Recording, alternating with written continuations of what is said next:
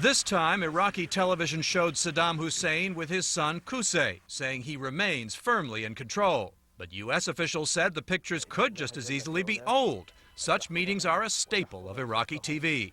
U.S. intelligence officials say Saddam could be injured or even dead.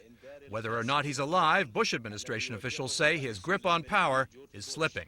The regime is starting to lose control of their country.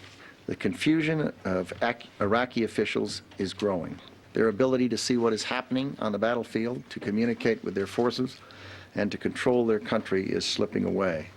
Mr. Secretary, do you believe Saddam Hussein is currently in control of Iraq? I don't know.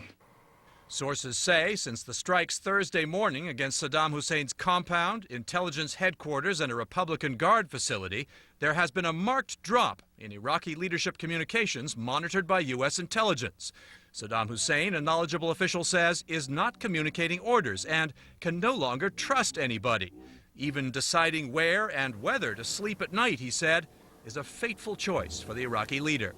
As for the tape released hours after the attack on his compound, in which Saddam mentions the date of the attack, it is Saddam, the White House says. The question is, when? The tape has been analyzed by the Central Intelligence Agency, and their analysis has led them to believe that the tape is indeed the voice of Saddam Hussein, but no conclusions have been reached about whether it was canned ahead of time or not.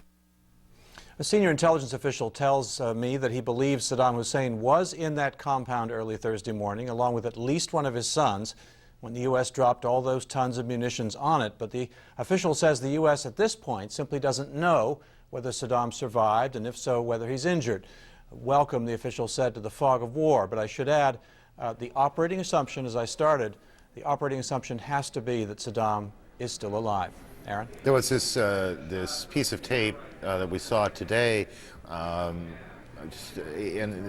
I don't know that this means a single thing, to be perfectly honest, but when you look at the Saddam Hussein in that piece of tape we saw today and the Saddam Hussein we saw in the piece of tape or the video, in any case, that was made the other night in the hours after the attack, that man looks much older, much more tired. I don't want to say afraid, I don't know if he was afraid or not, but markedly different from the way that you normally see this guy,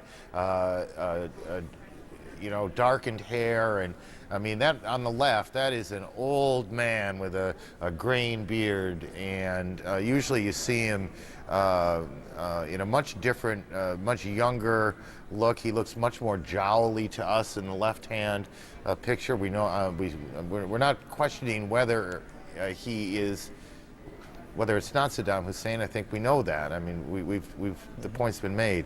But the stress of that night, if indeed it was taped on that night, certainly shows in the face of a guy who's very concerned about his physical appearance and how he appears to the world. Absolutely right.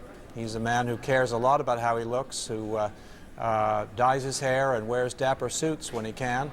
And on that piece of video, he doesn't look too good at all. He normally is not seen wearing a hat as well. A lot of questions have been raised about the video, but as you heard the White House spokesman say, the CIA has now analyzed it pretty thoroughly. They're convinced it is him, and the only question is, in their minds, is when was it recorded? Is there some possibility that he recorded several tapes, perhaps, so that in the event he was injured or killed, one could be run after his death, or while he's in the hospital but doesn't want people to know it?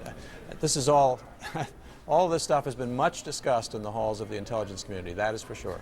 And it's been stuff that we all have been munching on as well here, and news organizations have been talking about. At some point we'll know the answer, and we can, all of us will stop speculating on it. Darren Kagan's in Kuwait. When last we saw her, she had literally come up from the basement. The air raid sirens had gone off. It's good to see you well again. You've been out and about some today.